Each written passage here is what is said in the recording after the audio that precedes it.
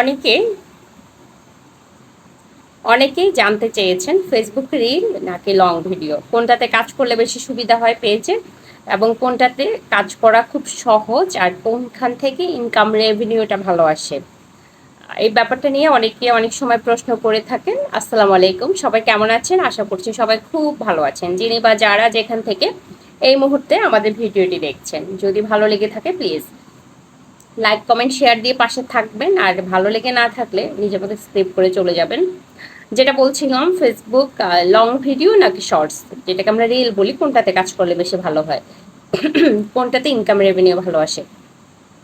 Facebook shorts যেহেতু আপনি 5 থেকে 6 সেকেন্ডের, 7 সেকেন্ডের, 30 সেকেন্ড, 90 সেকেন্ড পর্যন্ত আপলোড করতে পারবেন।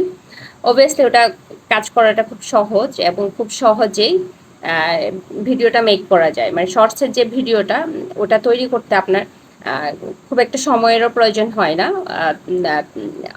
5 থেকে 10 সেকেন্ডের একটা ভিডিও করা আমার মনে হয় কোনো ব্যাপারে না, যে কোনো কিছু একটা দেখি, কিছু একটা বলে দিলে হয়।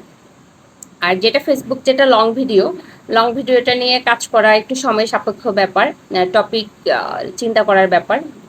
মানুষকে আপনার কমপক্ষে 3 মিনিট ধরে রাখতে হবে, মানে আপনার ওনাদের অ্যাটেনশনটা 3 মিনিট নিয়ে নিতে হবে। কারণ এখানে যেহেতু ইনকামটা, মানুষ আপনার ভিডিও দেখলে ইনকাম আসবে, মানুষ আপনার ভিডিওটা না দেখলে ইনকাম আসবে না। আর মানুষ আপনার ভিডিওটা পুরোটা দেখতে হবে। ইনকামটা কারণ কি, আপনার ভিডিওর অ্যাড কি আগে আসবে, বিজ্ঞাপনটা, না মাঝামাঝিতে আসবে, না পরে আসবে, এটা কিন্তু আমরা কেউ জানি না। তো আমরা যারা লং ভিডিওগুলো নিয়ে কাজ করি, আমাদের মাথায় থাকে অডিয়েন্সকে আমাদের 3 মিনিট ধরে রাখতে হবে আমার কন্টেন্ট দিয়ে। তো সেক্ষেত্রে টপিক বাছাইয়ের একটা ব্যাপার থাকে। তারপর হচ্ছে আপনার কথার একটা সাবলীল, একটা স্পষ্ট, মানে কনফিডেন্সটা থাকতে হয়।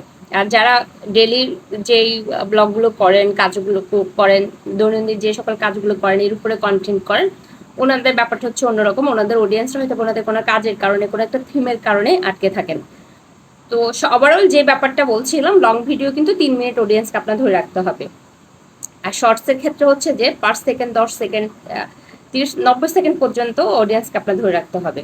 সেক্ষেত্রে চিন্তা করলে কিন্তু অবশ্যই শর্টস করা সহজ, এবং দিনে অসংখ্য শর্টস আপলোড করা যায়, অসংখ্য রিল আপলোড করা যায়। লং ভিডিওর যেহেতু টপিক নির্বাচনের ব্যাপার আছে, অ্যাটেনশন নেওয়ার একটা ব্যাপার আছে, সেই ক্ষেত্রে যেহেতু লং ভিডিওটা মিনিমাম 3 মিনিটের হতে হয়, তো 3 মিনিট মানুষকে ধরে রাখার জন্য আপনার টপিক নির্বাচন থেকে শুরু করে, আপনার গুছিয়ে কথা বলা থেকে শুরু করে প্রত্যেকটা ব্যাপারের দিকে নজর দিতে হয়।